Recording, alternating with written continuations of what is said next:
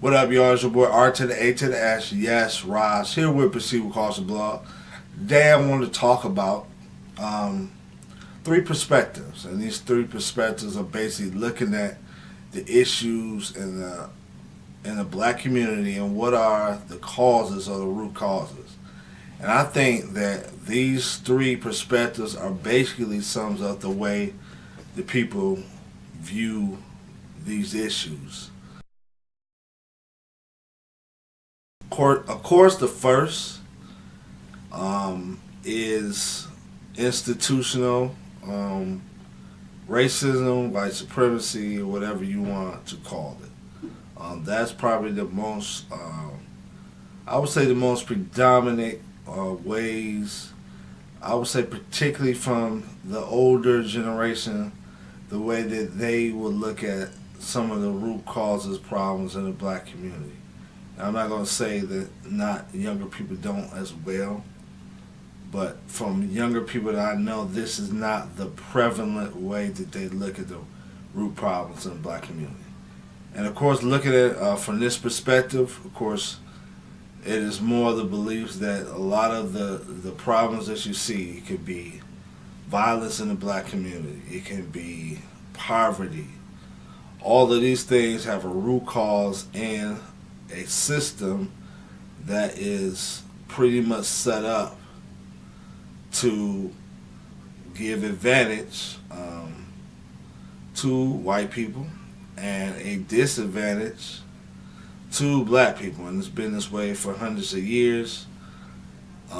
Even though there have been changes, still persists in these types of ways. Right now, from that perspective, they would say, like, you look at the prison system. That is a prime example of institutional racism. They want the power to be the people who want to get rich off the prison system, want the violence, want the guns, want things to stay that way so they can make money and profit off of it. I heard a stat, don't know how true it is, but I heard about in Chicago how violence reduced when they had summer job programs. And so people want to reduce crime, they would institute some job programs. But I thought of this song that really captures that. I'm not going to say the name of the song. Those of you who are older and listen to rap music back in the 90s, you will recognize it.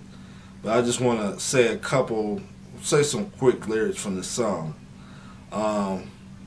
It says, could you tell me who released our animal instincts? And a white man sitting there tickled pink, laughing at us on the avenue, busting caps at each other after having brew. So this is obviously somebody who looks at it and says, yes, there are problems in the black community, and we're the one that contribute to it. And white people are just sitting there laughing at us. We can't enjoy ourselves, too busy jealous of each other's wealth. So people who do have the money, we're jealous, we're envy, we're not getting our own. Coming up, is it just me? But the black community is full of envy. Too much backstabbing. While I look out the window, I see all Japanese grabbing every vacant lot in my neighborhood. Build a store and sell their goods. Okay, so saying the problem is not with, just other people, but ourselves not empowering each other to do the things that we need to succeed that would cure a lot of these problems.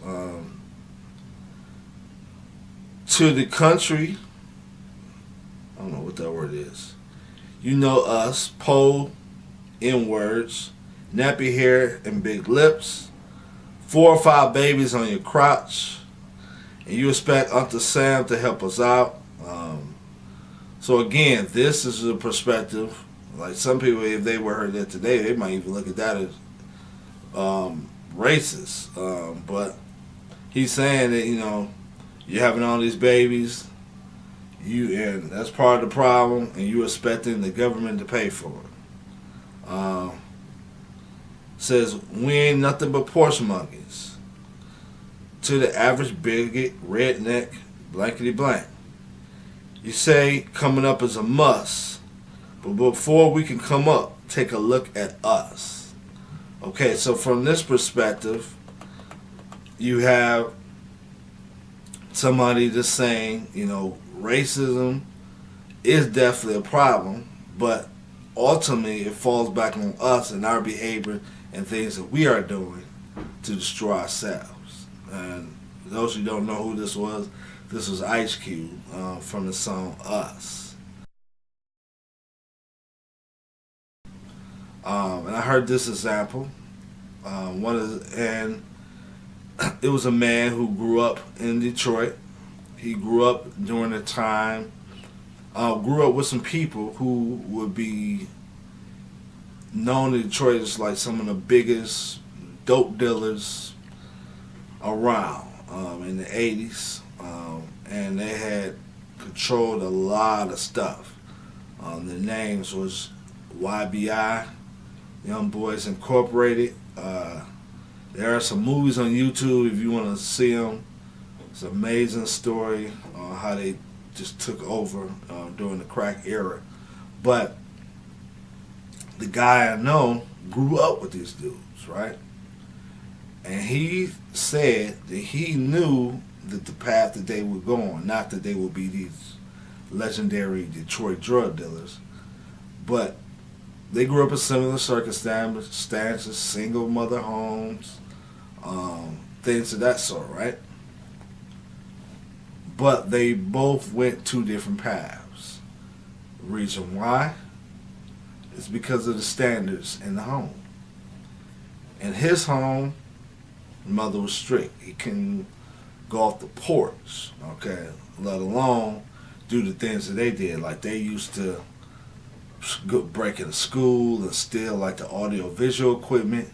They used to go into stores, go into Sears, steal stuff, and guess what? They bring it home. And what did their mother say? Absolutely nothing. Okay? His perspective, he had the same pressure, same problems, but guess what? He wasn't allowed to do those things. So why? What's the difference? Started with his mama. Started with the parents and what they allowed and what they didn't allow in their household. The morality, the standards. Somebody who works in the school system as well as the prison system, I see that a lot with parents who basically allow their kids to make their own choices at a very early age, and a lot of times the choices that these kids make destroy them. I know parents who have problems at home, and the first question I ask them is this: have you seen your child's report card? Now that might, in the household I grew up in, that would be a silly question. Of course they have my mother seen my report card. She knows when my report card is coming out. She's very concerned about my education. That would be a no-brainer. But you know how many parents I have encountered working in the school system that have no idea what their kids' grades are, have no idea. The kids just lie to them and tell them, oh, we didn't get the report card, oh, I lost the report card. That one, if that happened in my household, my mother will be up at the school finding out my grades and calling up at school. Okay?